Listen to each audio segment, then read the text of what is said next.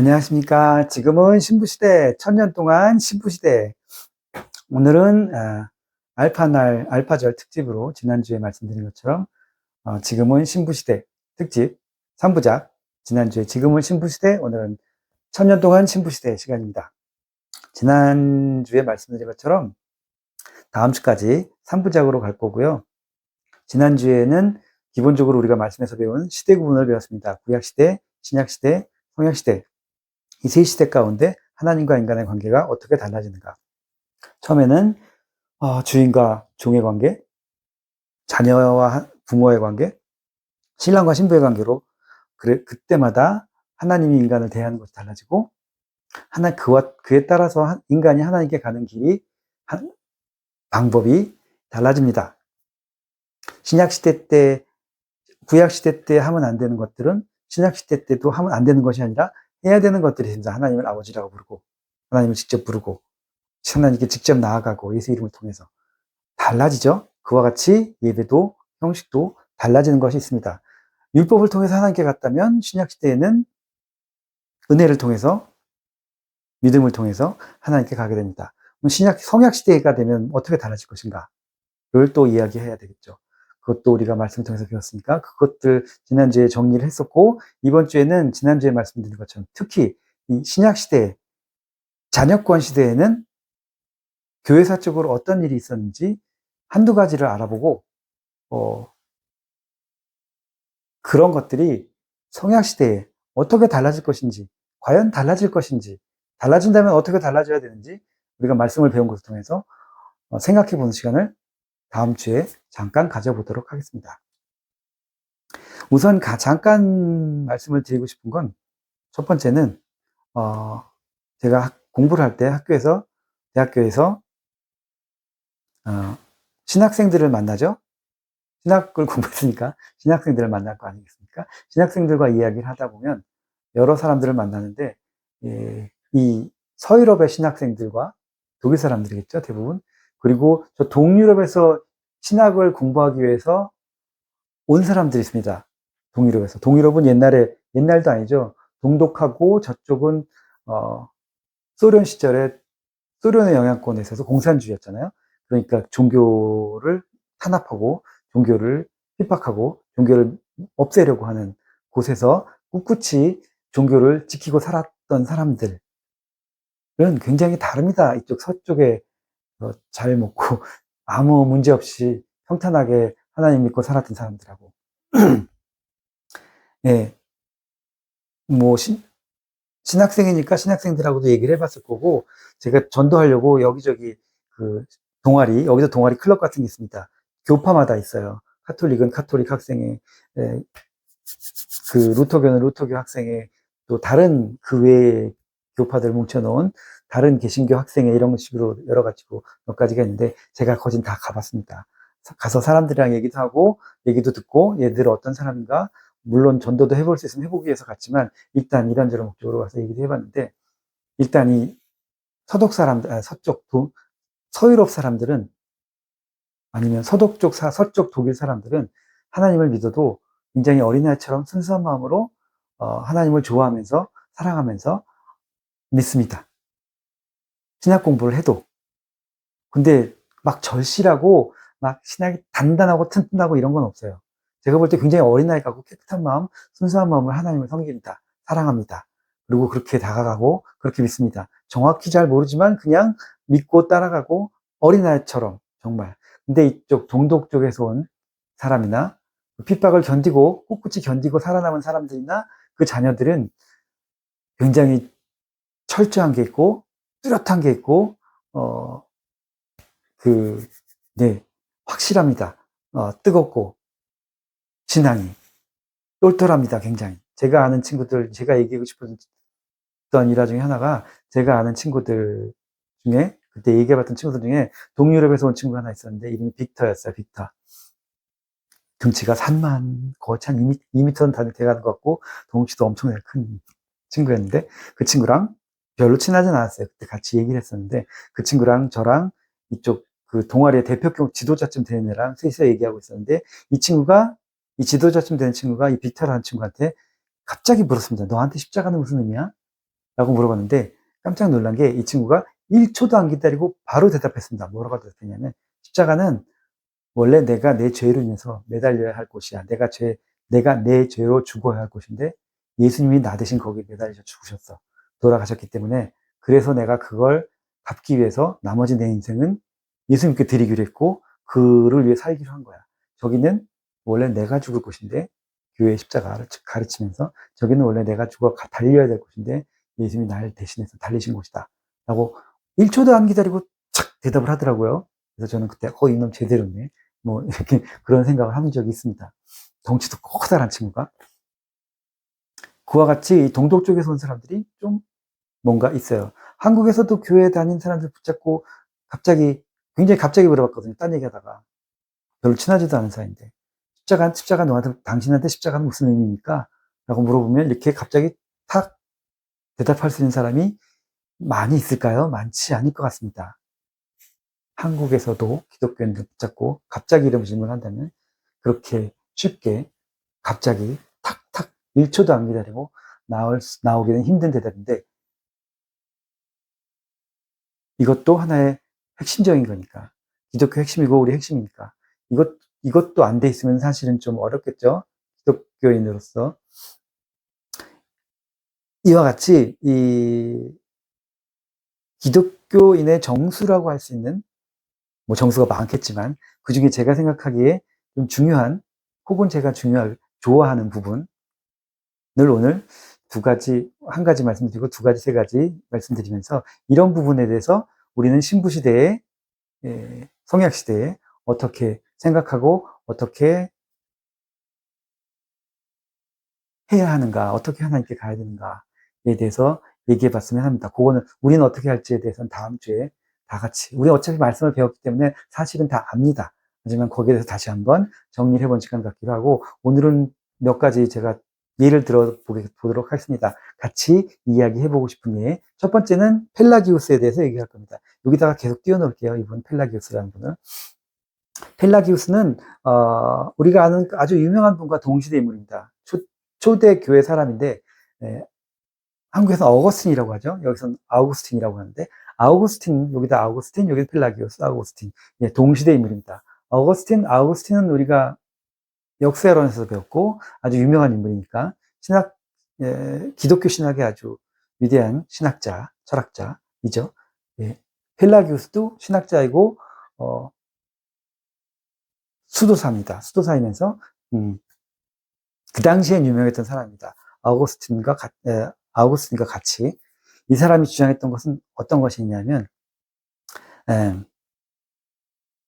우리가 하나님을 믿고 예수님을 믿음으로 해서 우리의 죄는 사함을 받았어요. 원죄부터 시작해서 다 사함을 받았기 때문에 우리는 죄가 없는 존재입니다. 하나님을 믿음으로 인해서 우리가 거듭나고 예수님을 믿음으로 인해서 죄가 없는 존재입니다. 그런 죄가 없는 존재들이 모여서 있는 곳이 교회. 교회는 하나님의 자녀들, 그렇게 해서 선택되어서 죄 없는 존재들만 모여져 있는 곳이 교회. 이것이 펠라기우스의 주장이었습니다. 왜냐하면 예수님이 우리를 위해서 돌아가셨으니까 우리의 모든 죄를 위해서 돌아가셨으니까 우리 죄가 없어. 죄를 없앨 수 있고 이 사람의 입장은 그럼에도 불구하고 그렇기 때문에 우리는 죄를 다스릴 수 있는 권세가 있고 사람은 죄를 다스릴 수 있는 능력이 있다. 그럼에도 불구하고 죄를 졌다면 그건 자기가 책임을 져야 돼. 능력도 주고 권세 줬는데 네가 못한 거니까. 그러니까 이건 네가 본인이 죄를 졌으면 본인이 그 죄에 대한 책임을 져야 되고 우리는 그 죄를 다스릴 수 있고 하고자 하면 죄를 다스릴 수 있고 다스릴 수 있는 권세도 있고 우리는 할 수 있다. 우리가 구원을 이룰 수 있고 그런 사람들이 모여 있는 곳이 교회다. 이것이 펠라기우스의 입장이었습니다. 근데 그 반대쪽에 있던 사람이 누구냐면 아우구스틴이죠. 이 사람의 입장은 뭐였냐면 아니다. 우리는 여전히 죄인이다. 죄 속에 있고 죄로부터 헤어나올 수 없다. 죄로부터 헤어나와서 구원받을 수 있는 유일한 방법은 하나님의 은혜다. 하나님이 우리를 의롭다고 칭해 주셔서 우리가 의로운 거지 사실 우리가 우리의 행동으로 우리가 우리의 의지로 의로워질 수 있는 건 불가능하다. 이 사람의 입장입니다. 교회는 어떤 곳이냐? 죄인들의 학교라고 했습니다. 이 사람은 의인들의 집합소라고 했지만 어거스틴은 죄인들의 학교라고 했습니다. 죄인들 중에 뉘우치고 싶고 배우고 싶은 사람들이 와서 배워서 좀 더 나아져서 하늘을 향해 가는 거지, 이 사람들 똑같은 죄인이다. 하나님 볼 때는 세상의 죄인들처럼 똑같은 죄인이다. 라고 봤습니다. 그리고, 여기서 보통 기독교 교리 중에 조직신학이나 교리에서 나오는 칭의, 성화, 이런 얘기는 해도 필요가 없을 것 같고, 어쨌든, 이해는 하시겠죠? 이 사람, 아우구스틴의 입장은 인간으로서 할 수 있는, 구원을 위해서 인간이 할 수 있는 게 없답니다. 없다. 오직 하나님이 은혜를 주셔서 우리를 구원할 수 있을 뿐이다. 그가 우리에게 은혜를 줘서 우리가 의롭다고 칭함을 받을 뿐이지 우리가 의로운 건 아니다. 우리가 의를 행한 것이 아니다. 라는 입장입니다. 그래서 이 두 사람의 다른 의견이 공회에 만나서 다툼을 벌이게 됩니다. 어떤 게 맞느냐. 그 당시에는 이렇게 무슨 안건이 있으면 공회에서 만납니다. 니케아 공회, 니케아라는 곳에서 일어난 공회인데, 거기서는 예를 들면 삼위일체에 대해서 박터지게 싸웠던 얘기죠. 거기서 삼위일체 얘기도 나오고 사위일체 내용, 여러 가지 복잡합니다. 끝까지 가면 아무도 이해를 못합니다. 무슨 차이가 있는 건지. 어쨌든 간에 이때는 펠라기우스 논쟁이라고 해서 이 두 사람의 논쟁이 붙었습니다. 붙어서 교회사에서 어떻게 됐냐면 당연히 아우구스틴이 이겼겠죠. 이 사람의 주장이 정론으로 받아들여지면서 이 펠라기우스의 주장이 이단으로 치부됩니다. 그러면서 사라졌어요. 펠라기우스는 어떻게 살은 사람이냐면 정말 선하게 살아서, 선하게 태어나서, 선하게 살아서 기독교를 규정을 하면서 아주 정말 자기 믿음대로 선하게 산 사람이에요. 그럼 로마에 와서 로마의 기독교인들의 부패한 타락상, 말씀대로 못 사는 걸 보고 지적하고 개혁하는 운동을 했던 사람입니다. 그렇게 살아서는 안 된다. 하나님 우리를 어떻게 능력을 주고 다 해줬는데 또 죄를 짓고 그렇게 살면 안 된다라고 한 개혁을 운동했던 사람입니다. 자기가 그렇게 살았으니까 그런 주장을 했겠죠. 우리가 아는 것처럼 아우구스틴은 어떤 사람입니까? 처음에는 기독교인이 아니었죠. 조로아스터교나 다른 종교에 살면서 성적으로 특히 많이 문란하게 타락한 삶을 살다가 주님을 받아들이면서 새 사람이 된 사람입니다. 자기 삶에 따라서 주장하는 것도 다르고 경험하는 것도 다르고, 그 아우구스틴의 주장은 그렇기 때문에 인간은 내가 하려고 해서 되는 게 아니다. 나도 다 해봤다. 옛날에 딴 데서도 해보고 여기서도 해보고 다 해봤는데 안 되는 거다. 그건 오직 하나님이 우리에게 은혜를 주셔야만 가능한 일이다 라고, 이 사람은 그렇게 경험했으니까, 이 사람은 또 그렇게 살았으니까 붙었지만, 이 사람의 의견이 받아들여지면서, 아우구스틴의 의견이 받아들여지면서 하나님의 은혜로서만 우리가 의롭다고 칭함을 받을 수 있고, 우리가 할 수 있는 건 아무것도 없다. 우리 능력으로만 할 수 있는 건 아무것도 없다. 구원을 위해서 우리가 할 수 있는 게 없어지는 지경까지, 오직 하나님의 은혜만 바라는 때까지 가게 됐습니다. 그게 기독교의 중요한 점이죠. 굉장히 핵심적인 부분입니다. 아까 십자가, 이거 두 번째. 그리고 세 번째로 볼 것은 개신교에서 특히 종교개혁이 일어난 이후에 요리문답이라고 있습니다. 보통 사람들이 하나님에 대해서, 믿음에 대해서, 예수님에 대해서 궁금해할 만한 문제들을 나열해놓고, 궁금해하는 문제들을 나열해놓고 거기에 대한 답을 써놓은 것들입니다. 이것은 이렇게, 구원은 이렇게, 뭐는 이렇게, 궁금해할 만한 것들을 나열해놓고 문제를 거기에 대해서 답들을 나열해놓은 것을 요리문답이라고 하는데, 예전에는 중세 때는 이걸 외워야 됐었나 봐요. 그래서 요즘에도 요리문답이라고 굉장히 거부감을 갖는 사람들이 많은데, 이것들이 그 당시 신학 하나님을 믿는 데 대한 정수들이 사실은 들어있긴 합니다. 그래서 가장 오래된